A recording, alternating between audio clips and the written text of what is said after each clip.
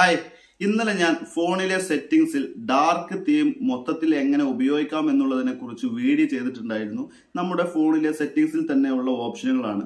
നമുക്കറിയാം, നമ്മുടെ ഫോണിലെ സെറ്റിംഗ്സിൽ ഒരുപാട് കാര്യങ്ങളുണ്ട്. ഇന്ന് പലരും മൊബൈൽ ഉപയോഗിക്കുന്നത് വാട്സപ്പ്, ഫേസ്ബുക്ക്, ഇൻസ്റ്റാഗ്രാം, ടിക്ടോക്ക് ഇങ്ങനെയുള്ള സംഭവങ്ങളൊക്കെ ഉപയോഗിക്കാൻ വേണ്ടി മാത്രമാണ്. എന്നാൽ നമ്മുടെ സെറ്റിംഗ്സിൽ നിങ്ങൾക്കറിയാത്ത ഒരുപാട് കാര്യങ്ങളുണ്ട്. നമ്മുടെ പവർ ബട്ടൺ കംപ്ലൈന്റ് ആയി കഴിഞ്ഞാലും വോളിയം ബട്ടൺ കംപ്ലൈന്റ് ആയി കഴിഞ്ഞാലൊക്കെ നമ്മുടെ സെറ്റിംഗ്സിൽ അതിന്റെ ഓപ്ഷനുകൾ വേറെയുമുണ്ട്.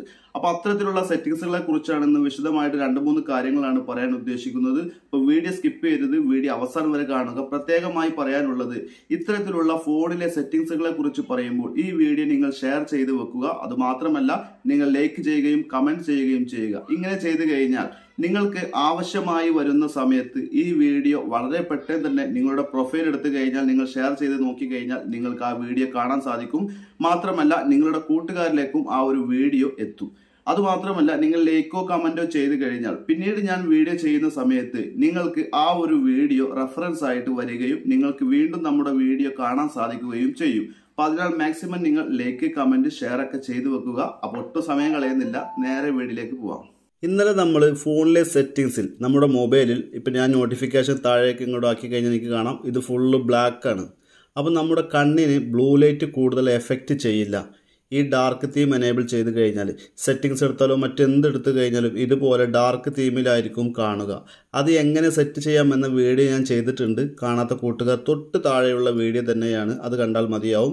അപ്പോൾ നമ്മൾ ഇന്നലെ പറഞ്ഞു വെച്ചതിൻ്റെ ബാക്കിയാണ് ഇന്നത്തെ വീഡിയോ. അപ്പോൾ നമ്മൾ സെറ്റിംഗ്സിൽ പോയതിനു ശേഷം സെറ്റിംഗ്സിൽ ആക്സസിബിലിറ്റി എന്ന് സെർച്ച് ചെയ്യുക. ആക്സസിബിലിറ്റി എന്ന് സെർച്ച് ചെയ്ത് കഴിഞ്ഞാൽ ആക്സസിബിലിറ്റി ഇവിടെ ഓപ്പൺ ആയിട്ട് വരും. അവിടെ ക്ലിക്ക് ചെയ്ത് കഴിഞ്ഞാൽ ഏറ്റവും മുകളിൽ ടാക്ക് ബാക്ക് ആണ് കാണുന്നത്. ഇത് നിങ്ങൾ ഒന്നും ചെയ്യരുത്. രണ്ടാമത്തേത് സെലക്ട് ടു സ്പീക്ക് എന്ന് കാണാൻ സാധിക്കും. ഇവിടെ ക്ലിക്ക് ചെയ്യുക. ഇവിടെ ക്ലിക്ക് ചെയ്ത് കഴിഞ്ഞാൽ ഇത് ഇവിടെ എനേബിൾ ചെയ്യുക. ഇത് എനേബിൾ ചെയ്ത് കഴിഞ്ഞാൽ അലോ എന്നുള്ള ഈ ഒരു പെർമിഷൻ കൊടുത്ത് ഇവിടെ ഗോ ഇറ്റ് എന്ന് കാണാൻ സാധിക്കും. ഇവിടെ ഗോ ഇറ്റ് കൊടുക്കുക. അപ്പോൾ ഇതുപോലെ നമുക്കൊരു സ്പീക്കറിൻ്റെ ഐക്കൺ ഇവിടെ വന്നതായിട്ട് കാണാൻ സാധിക്കും. ബാക്കിലോട്ട് വരിക. ബാക്കിലോട്ട് വന്നു കഴിഞ്ഞാൽ ടെക്സ്റ്റ് ടു സ്പീച്ച് ഔട്ട്പുട്ട് എന്ന് കാണാൻ സാധിക്കും. ഇവിടെ വന്നുകൊണ്ട് നമുക്ക് കേൾപ്പിച്ച് തരുന്നതിൻ്റെ ഔട്ട്പുട്ട് നമുക്ക് കുറക്കാനും കൂട്ടാനൊക്കെ സാധിക്കും. അപ്പോൾ നമുക്ക് ജസ്റ്റ് ഒന്ന് പ്ലേ ചെയ്ത് നോക്കാം. ഇത് മലയാളത്തിലെ വാക്യത്തിന്റെ ഒരു ഉദാഹരണമാണ്. അപ്പോൾ ഇത് പിച്ച് വളരെ കുറവാണ്. അപ്പോൾ ഈ പിച്ച് നമ്മൾ ഇത്തിരിയും കൂടി ഒന്ന് കൂട്ടി വെച്ചിട്ടുണ്ട്. ശേഷം സ്പീഡ് ഒന്നും കൂടി കൂട്ടി വെച്ചിട്ടുണ്ട്. അപ്പോൾ നമുക്ക് എങ്ങനെ നോക്കാം. ഇത് മലയാളത്തിലെ വാക്യത്തിന്റെ ഒരു ഉദാഹരണമാണ്.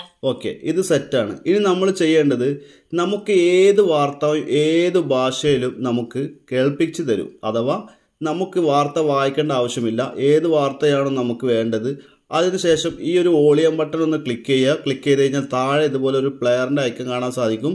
ഈ പ്ലെയറിന്റെ ബട്ടൺ നമ്മൾ എനേബിൾ ചെയ്യും. കണ്ടില്ലേ, ഇതുപോലെ നമുക്ക് വായിച്ച് കേൾപ്പിച്ച് തരും മുഴുവനായിട്ട്.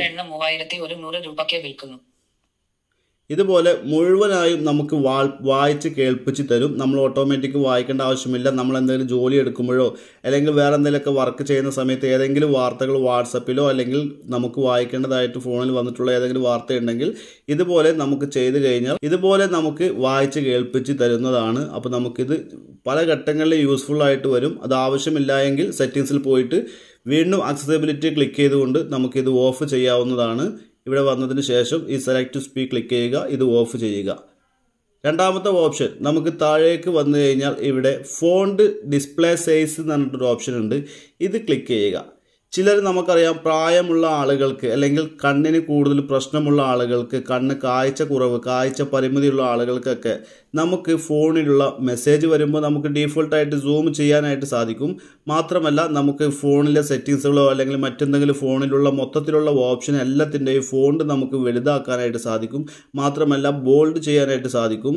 അപ്പോൾ നമുക്ക് ആവശ്യമുള്ള ടെക്സ്റ്റ് ഇതുപോലെ വലുതാക്കാം. ബോൾഡ് ടെക്സ്റ്റ് വേണമെങ്കിൽ ഇത് ക്ലിക്ക് ചെയ്ത് കഴിഞ്ഞാൽ നിങ്ങൾക്ക് കാണാം ഇത് ബോൾഡ് ആയിട്ടുണ്ട്. ഇനി നമുക്ക് ബാക്ക് വന്നതിന് ശേഷം സെറ്റിംഗ്സിലേക്ക് കണ്ടില്ലേ, നല്ല ബോൾഡ്, നല്ല കട്ടിയായിട്ടുണ്ട്. ഇനി വീണ്ടും ഇത് കാഴ്ച പരിമിതിയുള്ള ആളുകൾക്കൊക്കെ വളരെ യൂസ്ഫുൾ ആയിരിക്കും ഈ ഒരു ഓപ്ഷന്. വീണ്ടും ക്ലിക്ക് ചെയ്തിട്ട് നമുക്കിത് നമ്മുടേതായ ലെവലിലേക്ക് മാറ്റാവുന്നതാണ്. ഇപ്പോൾ വീണ്ടും ബാക്ക് വന്നു കഴിഞ്ഞാൽ നമുക്കതിൻ്റെ ഒരു ഇത് കാണാനായിട്ട് സാധിക്കും. വീണ്ടും ബോൾഡ് എന്നുള്ള ഭാഗം ഓഫ് ചെയ്ത് വെച്ച് കഴിഞ്ഞാൽ ബോൾഡ് ആവില്ല. അപ്പോൾ എൻ്റെ ഒരു അഭിപ്രായത്തിൽ ബോൾഡ് എനേബിൾ ചെയ്ത് വെക്കലാണ് നല്ലത്. അപ്പോൾ നമുക്ക് എല്ലാ ടെക്സ്റ്റുകളും നല്ലൊരു പക്ക പെർഫെക്ഷനിൽ നമുക്ക് കിട്ടും. മാത്രമല്ല അടുത്ത ഓപ്ഷൻ താഴേക്ക് വന്നു കഴിഞ്ഞാൽ ഓഡിയോ അഡ്ജസ്റ്റ്മെന്റ് എന്ന് കാണാൻ സാധിക്കും.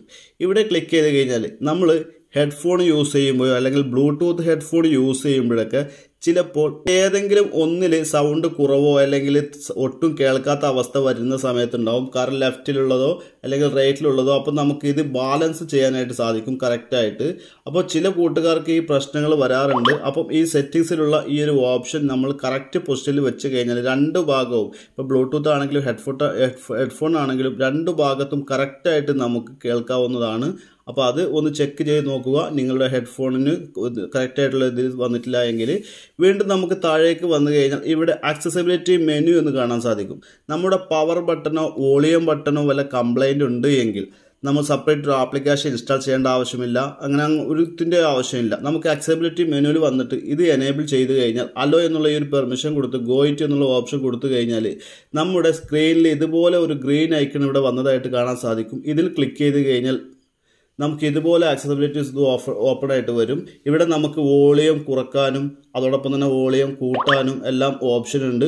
മാത്രമല്ല നമുക്ക് റീസെൻ്റ് ആപ്പ് എന്നുള്ള ഓപ്ഷൻ ക്ലിക്ക് ചെയ്ത് കഴിഞ്ഞാൽ റീസെൻ്റ് ആപ്പ് ഇതുപോലെ വരും. നമുക്ക് എന്ത് വേണമെങ്കിലും ചെയ്യാനായിട്ട് സാധിക്കും.